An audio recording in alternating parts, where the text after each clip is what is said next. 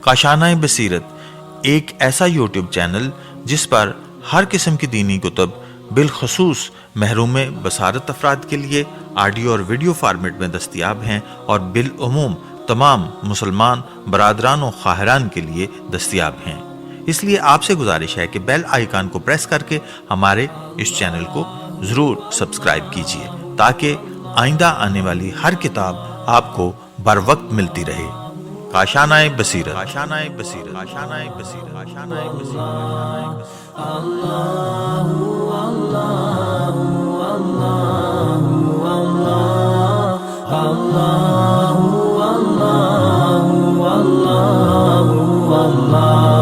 بسم اللہ الرحمن الرحیم۔ السلام علیکم۔ یہ کتاب آپ کے لیے کاشانۂ بصیرت کی جانب سے ریکارڈ کی جا رہی ہے۔ پارٹ نمبر 7 صفحہ نمبر 138، کتاب کا نام اصول عقائد۔ تیسرا سبق، انبیاء کیوں معصوم ہیں؟ گناہ اور خطا سے پاک ہونا بلا شک و شبہ ہر نبی کے لیے ضروری ہے کہ وہ سب سے پہلے وہ لوگوں کا یوں اعتماد حاصل کرے کہ اس کی گفتار میں کسی بھی قسم کے جھوٹ یا خطا کا شائبہ تک نہ رہے، وگرنہ اس کی رہبری اور رہنمائی متزلزل ہو جائے گی۔ اگر انبیاء معصوم نہ ہوں تو بہانے باز قسم کے لوگ اس وجہ سے کہ انبیاء غلطی کرتے ہیں اور حقیقت کے متلاشی افراد انبیاء کے دعوے میں متزلزل ہونے کی وجہ سے یا تو ان کی دعوت پر لبیک نہیں کہیں گے یا کم از کم گرم جوشی سے اسے قبول نہیں کریں گے۔ اس دلیل کو ہم دلیل اعتماد کا نام دے سکتے ہیں اور یہ دلیل عصمت پر انبیاء کے دلائل میں سے ایک اہم ترین دلیل ہے۔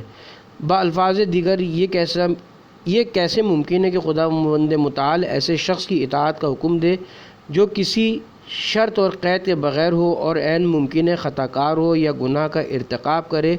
کیا ایسی صورت میں لوگ اس کی اطاعت کر سکتے ہیں؟ اگر اطاعت کریں گے تو گویا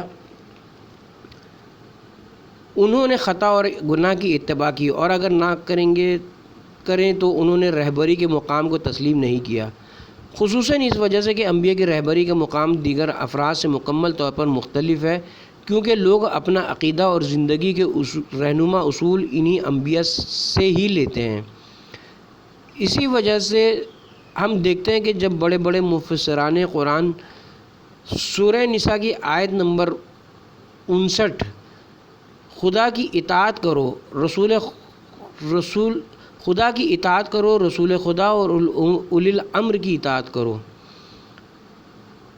پر پہنچتے تو کہتے کہ بغیر کسی شرط اور قید کے اطاعت کا حکم اس بات کی دلیل ہے کہ نہ صرف انبیاء معصوم ہیں بلکہ اولی الامر بھی معصوم ہیں، اور اولی الامر سے مراد نبی اکرم کی طرح معصوم و ائمہ ہیں، وگرنہ خداوند متعال ہرگز بغیر کسی قید اور شرط کے ان کی اطاعت کا حکم نہ دیتا۔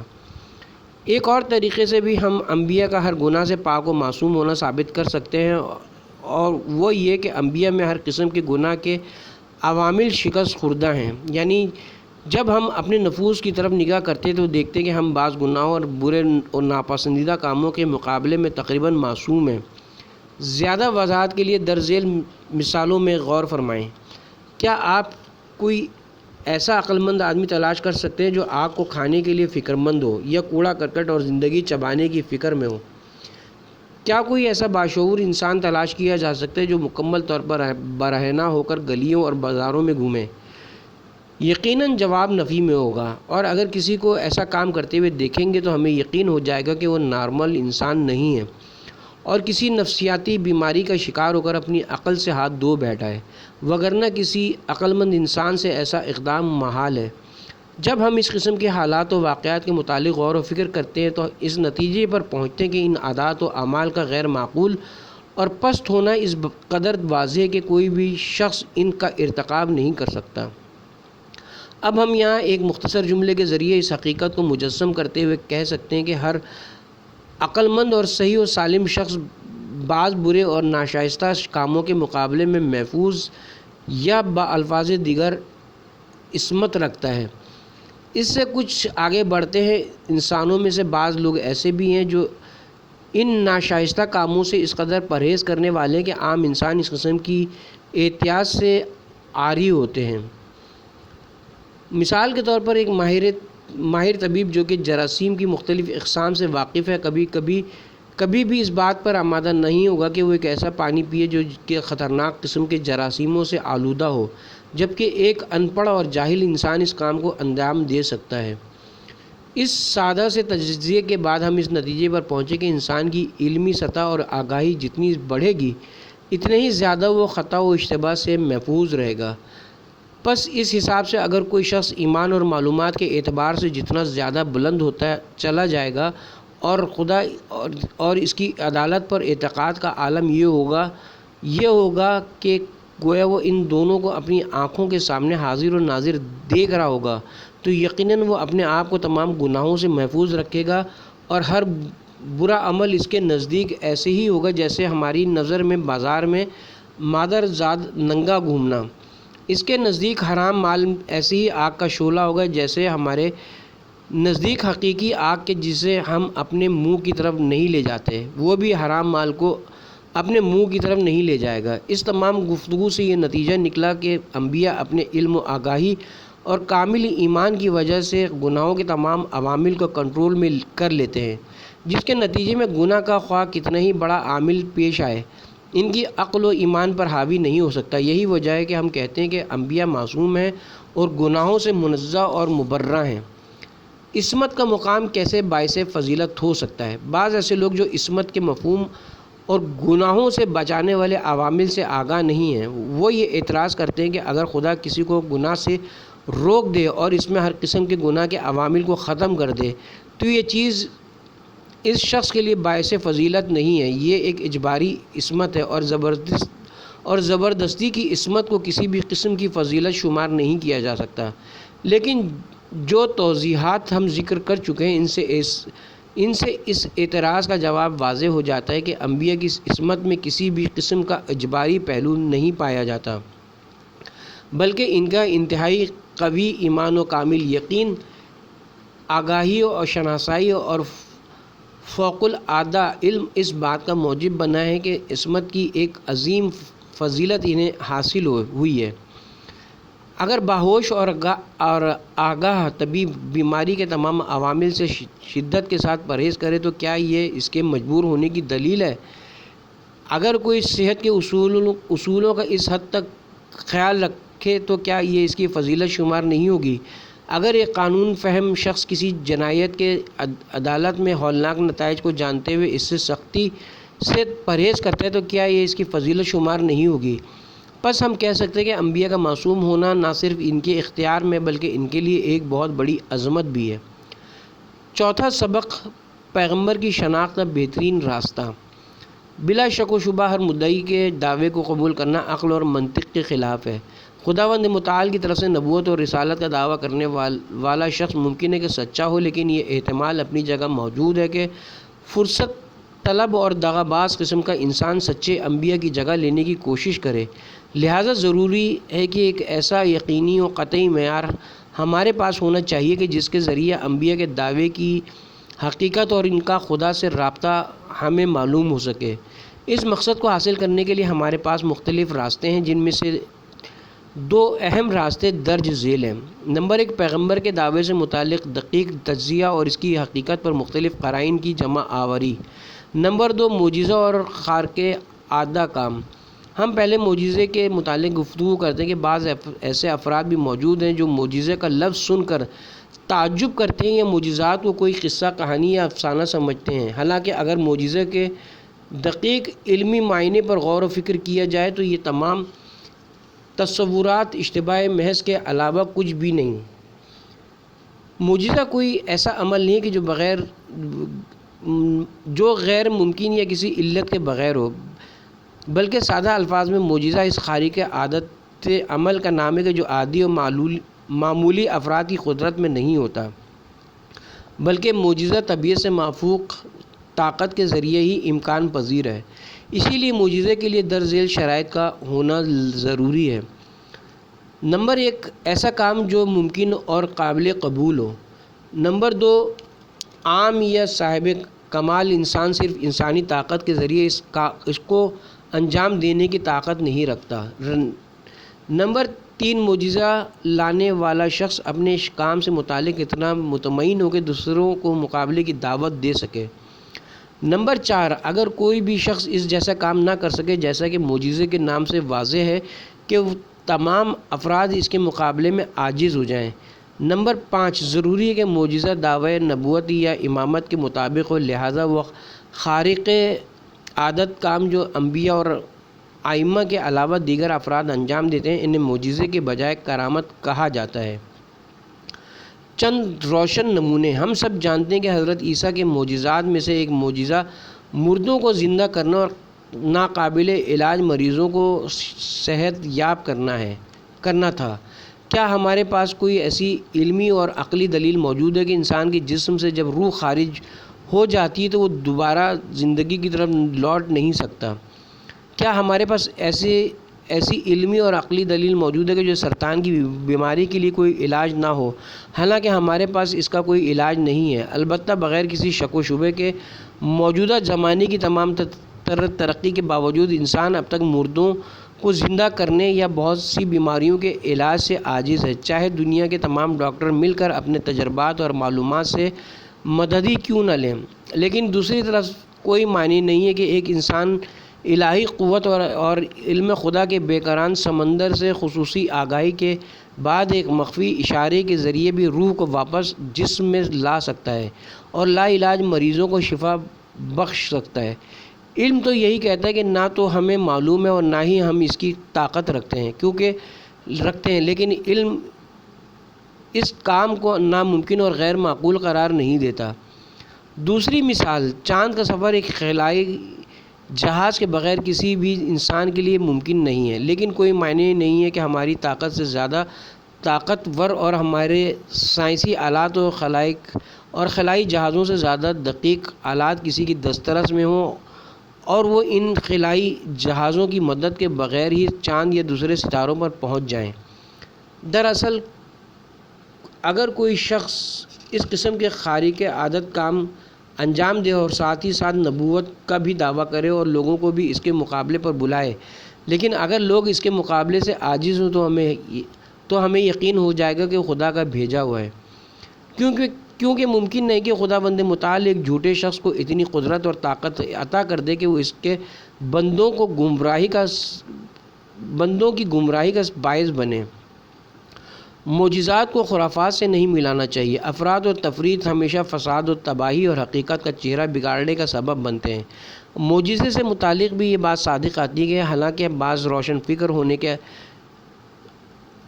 دعوے دار افراد واضح طور پر یا اشارے و کنایے کے ساتھ ہر قسم کے معجزے کا انکار کرتے ہیں، جبکہ لوگوں کا ایک اور گروہ زیادہ سے زیادہ معجزات کو تخلیق کرنے کی فکر میں رہتا ہے۔ ضعیف خبروں منحرف کر دینے والے افسانوں کو جو بعض اوقات دشمن کی طرف سے پھیلائے گئے ہوتے ہیں کو معجزات سے غلط ملت کر دیتا ہے اور حقیقی پیغمبروں کے علمی معجزات کو اپنے بنائے ہوئے انسانوں اور توہمات کا لباس پہنا دیتا ہے۔ جب تک حقیقی معجزات اس قسم کے جعلی افسانوں سے منزہ نہ ہو جائیں تو اس وقت تک ان کا اصلی چہرہ آشکار نہیں ہو سکتا ہے۔ یہی وجہ ہے کہ ہمارے بزرگ علماء نے ہمیشہ یہ کوشش کی ہے کہ معجزات سے متعلق اسلامی احادیث کو ان افسانوی باتوں سے بچایا جا سکے۔ اس مقصد کے لیے علم رجال وجود میں آیا تاکہ احادیث کے راویوں کو اچھے طریقے سے پہچانا جا سکے اور صحیح و ضعیف احادیث کو الگ الگ کیا جا سکے تاکہ توہمات حقائق سے نہ مل جائیں۔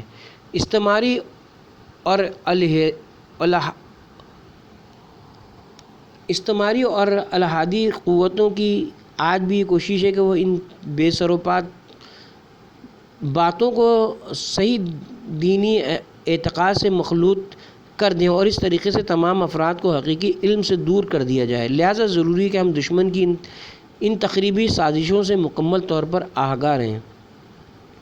معجزے کا دوسری خارق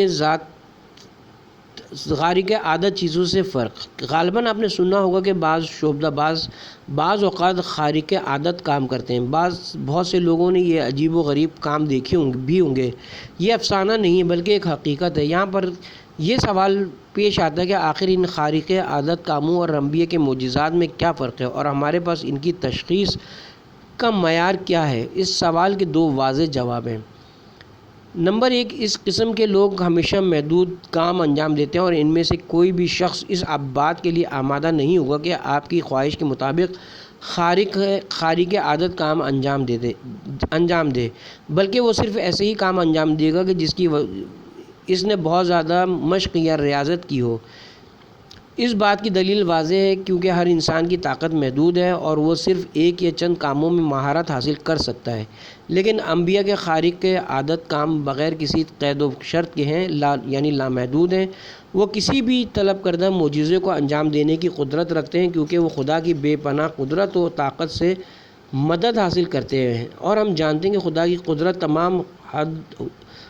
تمام حدود و قیود سے خارج ہے، جبکہ انسان کی قدرت و قوت بہت ہی محدود ہے۔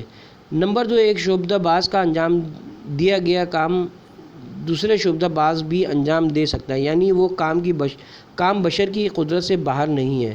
یہی وجہ ہے کہ ایک شعبدہ باز خارق عادت کام کرنے کے باوجود مقابلے کی دعوت نہیں دیتا، یعنی کسی کو چیلنج نہیں کرتا، کیونکہ وہ جانتا ہے کہ اسی شہر و قریہ میں یا کسی دوسرے شہر میں اس جیسے دیگر افراد بھی موجود ہیں۔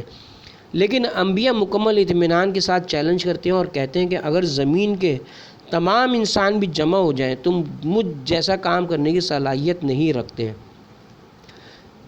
یہی فرق سحر اور جادو پر بھی صادق آتا ہے، اور بیان کردہ دونوں باتوں کے بعد ہم معجزہ اور جادو کو ایک دوسرے سے جدا کر سکتے ہیں۔ پانچواں سبق، پیغمبر اسلام کا سب سے بڑا معجزہ۔ تمام اسلامی دانشوروں کا اس پر اعتقاد ہے کہ قرآن پیغمبر اسلام کا سب سے بڑا معجزہ ہے، اور یہ جو ہم کہتے ہیں کہ سب سے بڑا اس لیے کہ نمبر ایک، قرآن ایک ایسا عقلی معجزہ ہے جو عام لوگوں کی فکر و روح کے مطابق ہے۔ نمبر دو، قرآن مجید ہمیشہ رہنے والا معجزہ ہے۔ نمبر تین، قرآن ایک ایسا معجزہ ہے کہ 1400 سال گزرنے کے باوجود پکار کر کہہ رہا ہے، اگر آپ یہ کہتے ہیں کہ اس آسمانی کتاب خدا کی طرف سے بھیجی ہوئی نہیں ہے تو اس جیسی لے آئیں۔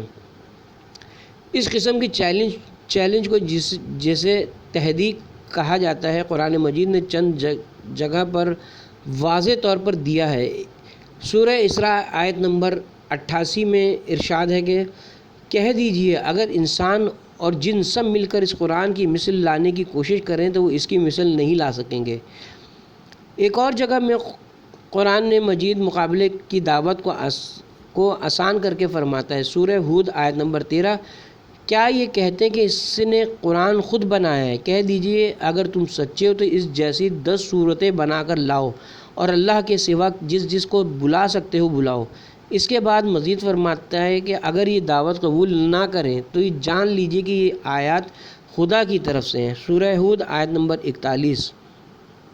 ایک اور آیہ مبارکہ میں اللہ تعالیٰ نے مقابلے کی شرائط کو کم کر دیا ہے اور فرمایا کہ سورہ بقرہ آیت نمبر 23 میں کہ پس یہ قرآن جو ہم نے اپنے بندے پر نازل کی ہے، اس میں اگر آپ کو شک ہے تو کم از کم اس صورت جیسی ایک صورت لائیں۔ پس خداوند متعال کے علاوہ اپنے گواہوں اور مفکرین کو لائیں اگر تم سچ کہتے ہو۔ اس کے بعد والی آیہ مبارکہ میں واضح طور پر کہا گیا کہ اگر وہ یعنی کفار اس کام کو انجام نہ دے سکے، اور وہ ہرگز اس کام کو انجام نہیں دے سکتے، تو پر کہہ دیجئے کہ وہ اس آگ سے اپنے آپ کو بچائیں گے جس کا ایندھن لوگ اور پتھر ہوں گے، جو کافروں کے لیے تیار کی گئی ہے۔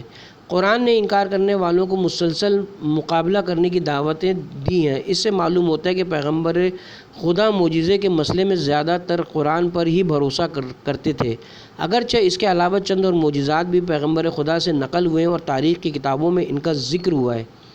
پس چونکہ قرآن ایک زندہ معجزہ ہے اور تمام لوگوں کو اس تک پہنچنے میں کوئی معنی درپیش نہیں ہے، لہٰذا ہم معجزات کی بحث میں قرآن کا ذکر ہی کافی سمجھتے ہیں۔ سب لوگ اس چیلنج کا مقابلہ کرنے سے عاجز ہو گئے تھے۔ جالب نقطہ یہاں ہے کہ قرآن مجید نے مخالفین کے میدان میں مقابلے میں آنے والے پر بہت زیادہ زور دیا ہے اور مختلف ابھارنے والی عبارتوں سے ان کو دعوت دی ہے تاکہ کسی کے لیے کوئی عذر نہ رہ جائے، جیسے اگر آپ سچے ہیں آپ ہرگز نہیں کر سکتے، تمام لوگوں سے مدد لے سکتے ہیں، کم از کم اس صورت جیسی ایک صورت لائیں، اگر آپ انکار کریں گے تو آگ جو جلا دینے والی ہے وہ آپ کے انتظار میں ہے۔ یہ سب جملے اس واقعیت کو بیان کر رہے ہیں۔ البتہ یہ تمام چیزیں ایک طرف ہے اور دوسری طرف پیغمبر خدا کا اپنے مخالفین کے ساتھ مقابلہ کرنا معمولی بات نہیں تھی، اس لیے کہ اسلام نے نہ صرف یہ کہ ان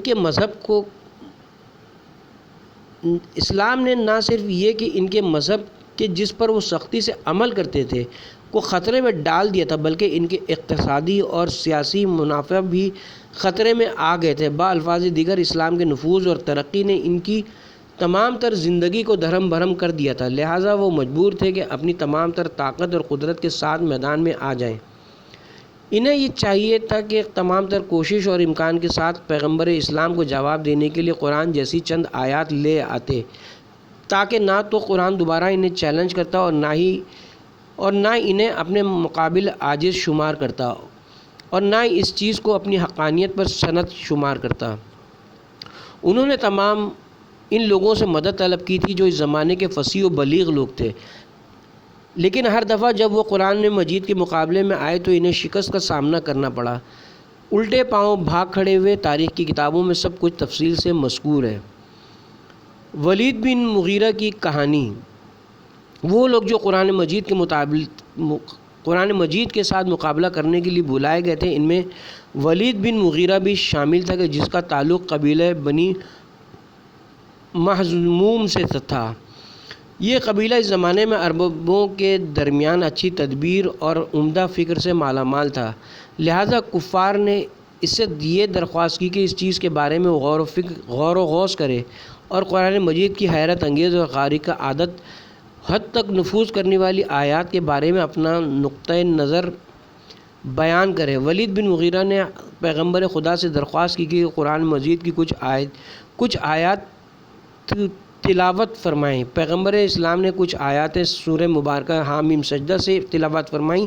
پس ان آیات کا سنت ہے کہ ولید بن مغیرہ کے دل میں ہجیان و اضطراب پیدا ہوا کہ وہ بے اختیار اپنی جگہ سے اٹھ کھڑا ہوا اور بنی مخزوم کی قائم کردہ محفل میں جا پہنچا، اور اس نے خدا کی قسم کھا کر کہا کہ محمد صلی اللہ علیہ وسلم سے میں نے ایسا کلام سنا ہے کہ جو نہ انسانوں کی گفتار اور نہ جنوں کے کلام کے مانند ہے۔ اس کے بعد ولید بن مغیرہ نے اس طرح کہا۔ اس کے گفتار میں مخصوص مٹھاس تھی اور کلام میں ایک خاص قسم کی ایسی خوبصورتی تھی جیسے ایک توانا درخت پر پھلدار ٹہنیاں ہوں، اور وہ مضبوط اور محکم کلام ہو جو ہر چیز سے بلند تر ہے اور کوئی بھی چیز اس کلام سے بلند تر نہیں ہو سکتی۔ ولید بن مغیرہ کا یہ کہنا تھا کہ قریش کے درمیان آہستہ آہستہ یہ شک پڑنا شروع ہو گیا کہ ولید بن مغیرہ محمد کا چاہنے والا ہو گیا ہے۔ ابو جہل جلدی میں ولید بن مغیرہ کے گھر پہنچا اور قریش کی یہ بات کہ ولید بن مغیرہ محمد کا چاہنے والا ہو گیا اسے کہی اور اس کو دوبارہ قریش کی محفل میں آنے کی دعوت دی۔ ولید بن مغیرہ قریش کی محفل میں دوبارہ پہنچا اور اس نے قریش سے کہا، نمبر 1، کیا آپ یہ سمجھتے ہیں کہ وہ دیوانہ ہے؟ نمبر 2، کیا آپ نے واقعاً آثار دیوانگی اس میں ملاحظہ کیے ہیں؟ حاضرین محفل نے نفی میں جواب دیا۔ پھر ولید بن مغیرہ نے کہا کہ کیا آپ یہ خیال کرتے ہیں کہ وہ جھوٹ بولتا ہے، مگر وہ آپ کے درمیان سچا اور امین مشہور نہیں تھا؟ قریش کے بعض سرداروں نے ولید بن مغیرہ سے پوچھا کہ اس کی طرف کون سی نسبت دینا چاہیے۔ ولید بن مغیرہ نے تھوڑی سی فکر کرنے کے بعد کہا کہ آپ اس کو ساحر کہنا شروع کر دیں۔ اگرچہ قریش کا پرام یہ تھا کہ اس تعبیر ساحر سے لوگوں میں سے اس گروہ کو جو قرآن مجید کے چاہنے والے تھے محمد سے دور کر دیا جائے، لیکن یہ تعبیر ساحر خود اس بات پر ایک زندہ دلیل تھی کہ قرآن مجید فوق عادت جذب کرنے والی کتاب ہے۔ بس انہوں نے اس قوت جاذبہ کا نام سحر رکھ دیا، لیکن یہ حقیقت اپنی جگہ پر ہے کہ قرآن کا دور سے بھی سحر سے کوئی تعلق نہیں تھا۔ قریش نے ہر جگہ یہ نعرہ لگانا شروع کر دیا کہ محمد صلی اللہ علیہ وسلم زبردست ساحر ہیں اور یہ آیت اس کا سحر ہے، اس سے دور ہو جائیں اور یہ کوشش کریں کہ اس کا کلام نہ سنیں۔ لیکن ان کی یہ ساری کی ساری سازش تمام تر کوشش کے باوجود ناکام ہوئی، اور حقیقت کے متلاشی لوگ جو ارد گرد کے علاقوں میں رہتے تھے، چونکہ ان کے دل پاک تھے اس لیے وہ گروہ در گروہ کی شکل میں قرآن کی طرف آنا شروع ہو گئے اور آسمانی کے آب زلزلال سے سیراب ہونے لگے، دشمن شکست کھا کر مٹنے لگا۔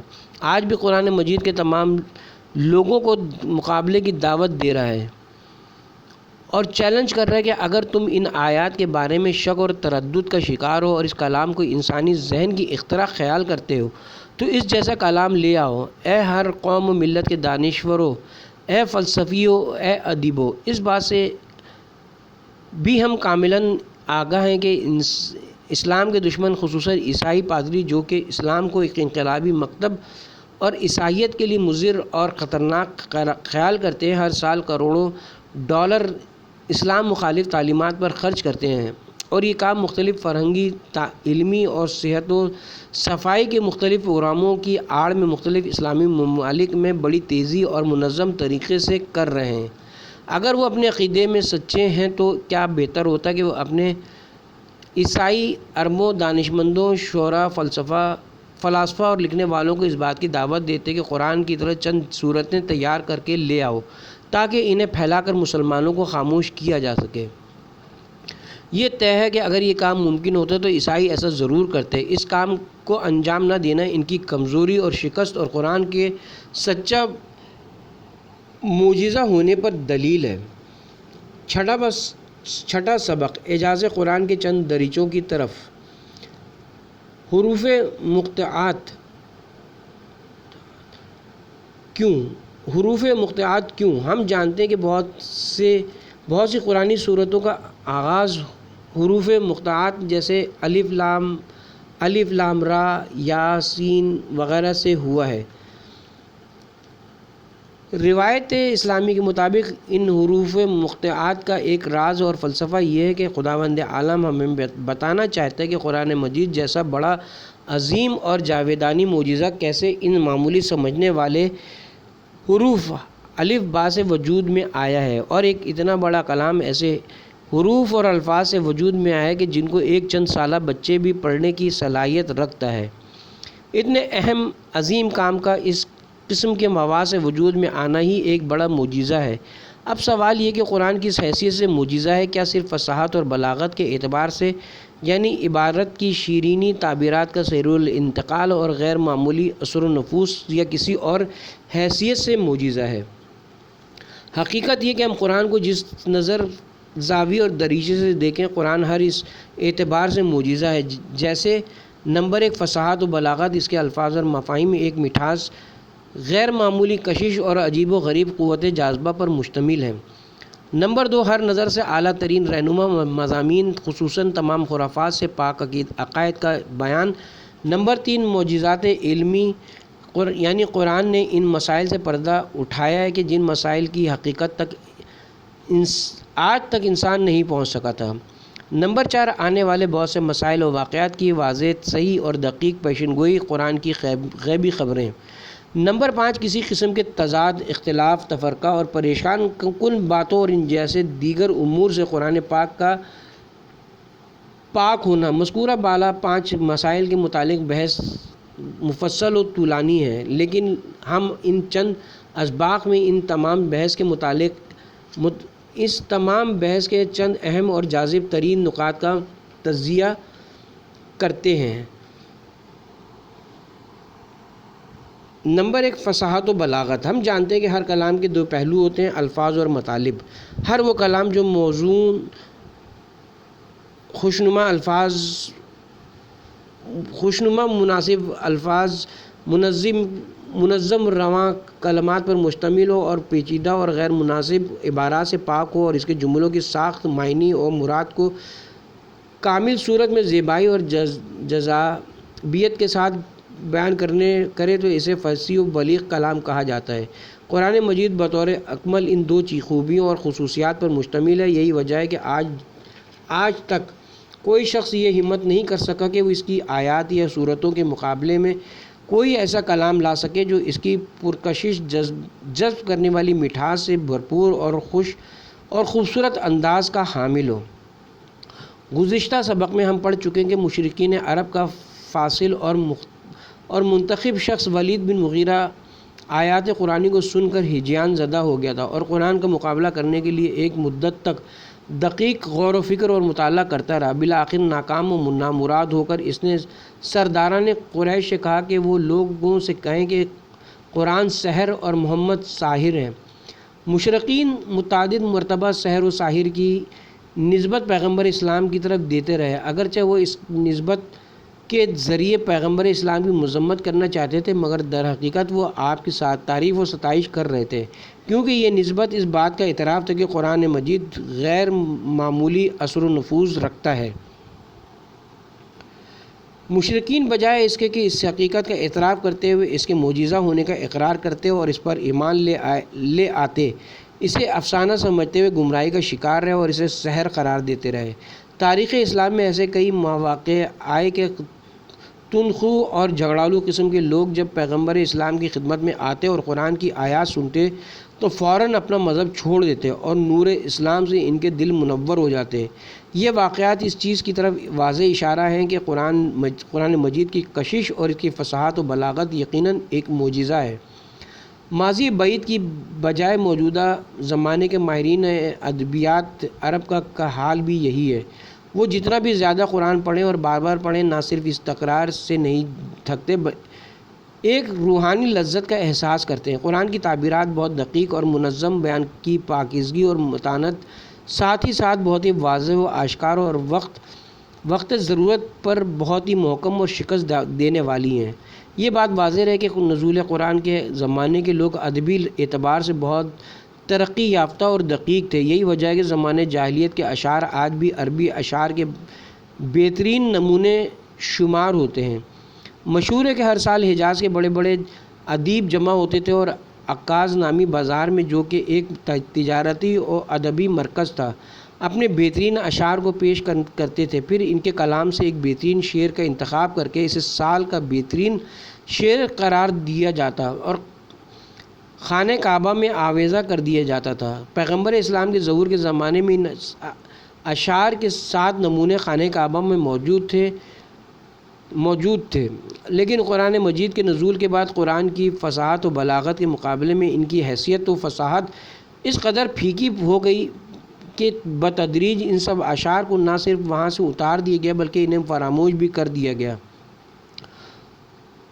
مفسران قرآن نے مختلف آیات کی عجیب و غریب باریکیوں کی طرح اپنی علمی صلاحیت کے مطابق اشارہ کیا ہے۔ آپ بھی ان تفاسیر کی طرف رجوع کر کے ہمارے ذکر کردہ حقائق کے متعلق زیادہ معلومات حاصل کر سکتے ہیں۔ اگر قرآن سے آشنائی ہو تو معلوم ہوگا کہ پیغمبر اسلام کا یہ فرمان ذرہ برابر بھی مبالغہ آمیز نہیں ہے کہ ظاہر قرآن بہت ہی موزوں اور مزین اور باطن قرآن بہت ہی کامل و عمیق ہے۔ اس کے عجائبات ناقابل شمار اور اس کے عجائبات نوادر ناقابل زوال ہیں۔ مکتب قرآن کے سب سے بڑے شاگرد حضرت علی علیہ السلام نہج البلاغہ میں فرماتے ہیں، قرآن دلوں کے لیے بہار ہے، علم و دانش کے چشمے قرآن سے ابلتے ہیں اور قلوب کے لیے قرآن سب سے بڑا ثقیل اور ان کو جلا بخشنے والا ہے۔